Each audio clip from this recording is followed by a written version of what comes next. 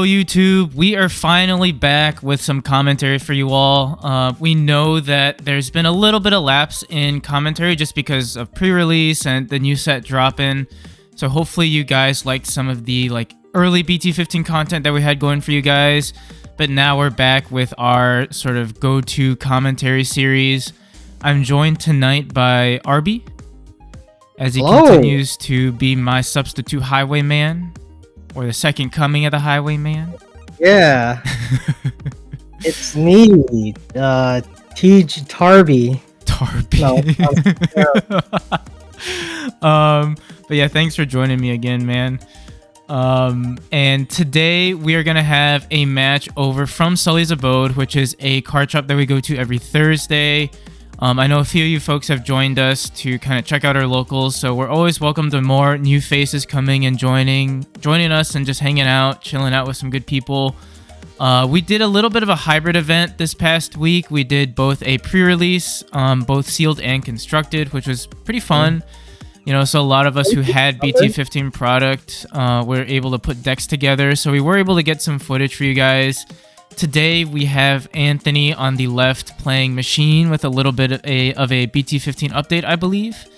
And we've got Will playing Digi-Police, which is a deck I am super excited to play. So I'm pretty curious to see how Will's piloting it, because I know there are like different ways to go about it, and he's been having a lot of fun with it, so I think it should be a good one. Yeah, it's definitely going to be interesting for sure, and yeah, I can't wait to see the updated decks. Yeah. But before we hop into the video, just a plug for our socials once again. It will be in the link tree down below. It includes our Discord, our Twitter, our Instagram, our YouTube membership, as well as our TCG Player affiliate. At the time of recording, and by the time this video releases, you know, we will be sending out details to everybody regarding our box tournament, which will be happening in a few weeks. Sorry for the delay in getting some info out there for you guys. Just life happened for a lot of us, and TJ's been out of town, and we promise you guys we're gonna get stuff out. So be on the lookout for that, both on YouTube, our Twitter, as well as the Discord. If I am correct, we will be setting up through BCP, or Best Coast Pairing, so the link and all that will be coming out shortly, so be on the lookout for it. But yeah, without further ado, let's hop right into the round over here. Let's go. And we do have a little bit of a different camera angle this time around. We wanted to see if we could get some of that glare out of the way. Yeah, just testing around some new equipment. Yeah. Yeah. It is still hard though with the lighting and sort of the shop itself. As I think we're waiting for time to start. Opens up some of his packs. Oh no! The double pulse one. Oh no! I might as well open 3 pulse ones. Might as well just scoop here, man. That's a loss. Yeah. That's a round loss. But yeah, I think players are just waiting for round to start, and yeah, I mean, I think while we wait for players to set up, just let us know what you're looking forward to BT-15 wise down below. There are a lot of decks coming out. These two are just 2 of many that are going to be showcased on the channel, so let us know what you guys are looking forward to building, what you guys plan on playing in BT-15, and what you've had success playing so far. I know you are looking forward to playing your blue boy. Yeah, my unrestricted 1 week. True, you do have 2 weeks of that boy. Oh, that's true, 2. 2. About 2 more weeks, yeah. Alright, so we finally get time around going. So Will goes Kyoko, which is the new Digi-Egg. And then goes Commander. And then also I think another Commandermon the Searcher. Yeah. Same one. Pretty standard start for D Brigade. Pretty okay. Digi-Police. However, SB comes out revealing Top Cutter Security, which is a Oryumon, which is again the new top end for the Digi-Police archetype, and then Will just goes ahead and drops a Shu Yulin. Yeah, Anthony dropping a Supreme. That card is really interesting. Because he's also running it in Blue Flare. Yeah. The other day. It's a very like flexible card, and then we see him go into the pretty Machinedramon over there. Machinedramon, the new Machinedramon tech, which allows you to search top 3, pick up 1, and trash 2, which is not bad. Yeah, a lot of what Machinedramon our machine wants to do, just put stuff in trash, but it looks like he didn't really have some of the cards that he needs. Yeah. We see Will display out of training to dig for pieces. Ended up picking up a Ryuta, swing in to get some early poke damage with the Commandra, and then dies in security because they crash to a 1k, and then just passes by going to a high Commandra in the back. So not bad. A little bit of a sort of slower start for both decks, but I think that's okay. Like, that kind of plays into what both these decks do anyways. Because you really want to find your pieces, I feel like, with both, and you don't want to sort of like preemptively put stuff out there and then fall on the back foot. Yeah, it was once you fall behind with either of these decks, it can be kind of hard to recover. But speaking about staying in the back, Will, I think, finally sees some pieces, so he goes ahead and promotes into a brigade and ends up being able to play out a high Commandra Satsuki because it's a total play cost of 7. Yep. And then, the Airdramon. De-Digivolving the... De-Digivolve on the Airdramon. Really solid. Now, is it the Airdramon that allows De-Digivolve, or is that Marvin Jackson? I think it's Marvin, right? As you mind link? I believe it's the Airdramon itself. Let me double check. Yeah, before I get flamed in the comments here. Yeah, not again. Yeah, it's the Airdramon itself. By placing one Marvin Jackson from your hand as the bottom right. Yeah. So I guess it's technically his. You're technically right. You're technically right. Because he placed Marvin, he gets to De-Digivolve using the Airdramon. But we see Will. Oof, that's a good play. Yeah. Same with the Satsuki. Loaded high Commandra to drop a Commandra and have jamming, but it doesn't matter if it's training. But he's got a commanding board presence right now. Yeah, he's able to wipe the board too. We see him pull an alliance play for...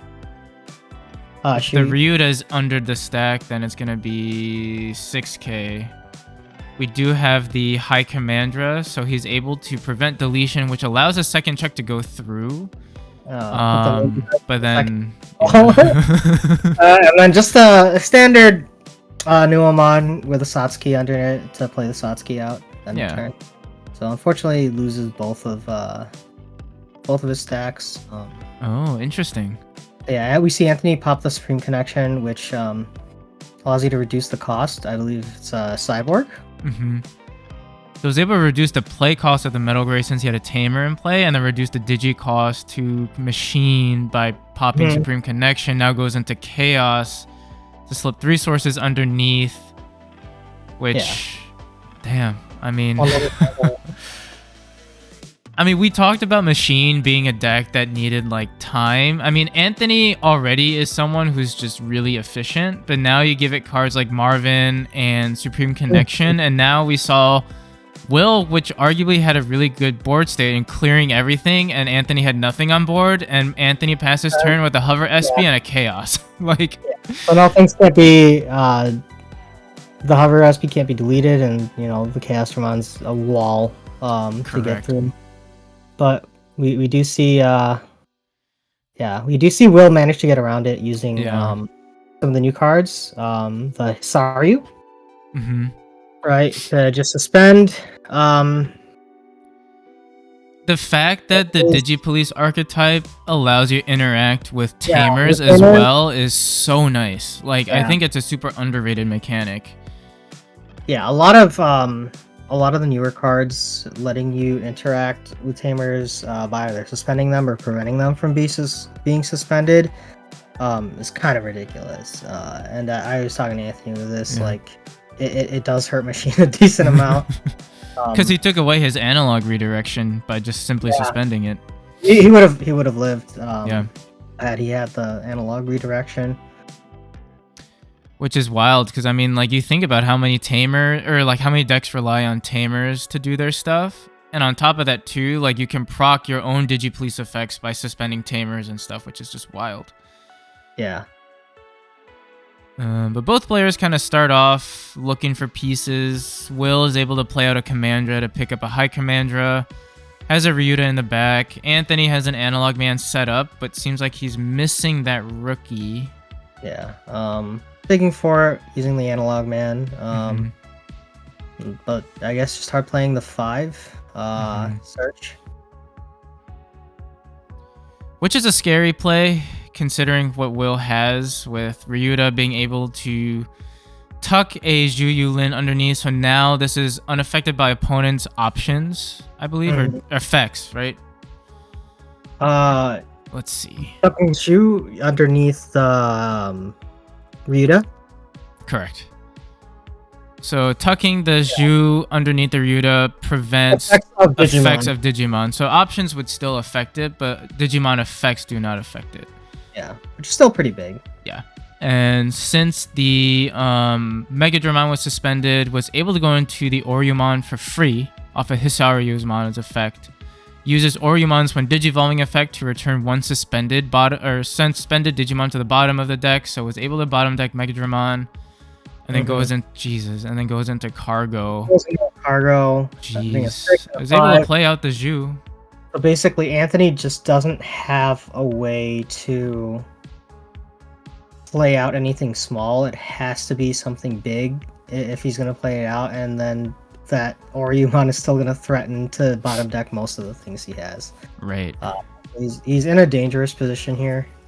But the cargo looks like just played the Shu instead of a Digimon, which is probably the better thing. Yeah. For Anthony right now. We see another Stream Connection drop. It's like he picked up the Metal Greymon. Plus 2k, I believe, or the piercing one, right? From the EX set. The one that has inheritable piercing. I think it's just piercing heritable if it's from the EX set. Yeah. We see the Shu go underneath. Will's gonna swing. Alliance. Suspending Analog. Will be able to, I believe, Alliance. You're right. But so yeah, when it becomes suspended, can play out a 5k or less, and then I believe, then just utilize that as an Alliance. Which is smart, because now he can swing and just go for game, essentially. Yeah. And hits another Analog, and then just goes ahead, swings with the Cargo. That was a very, very quick game. Really efficient plays from Will in that one. Yeah. I mean, I think this was a pretty good showcase of just how interactive Digi-Police can be. You know, like, I think I alluded to it in like, I actually didn't release it yet because I didn't have time to edit it, but I was like, I made like a Digi-Police preview and I was talking about how like it almost feels like a Bloom Lord in a sense, but instead of just interacting with your own board, you're interacting with your opponent's board as well, which is something that I just really like doing, you know, and being able to suspend and like proc your own effects by being like aggressive but also defensive at the same time is just really, really fun.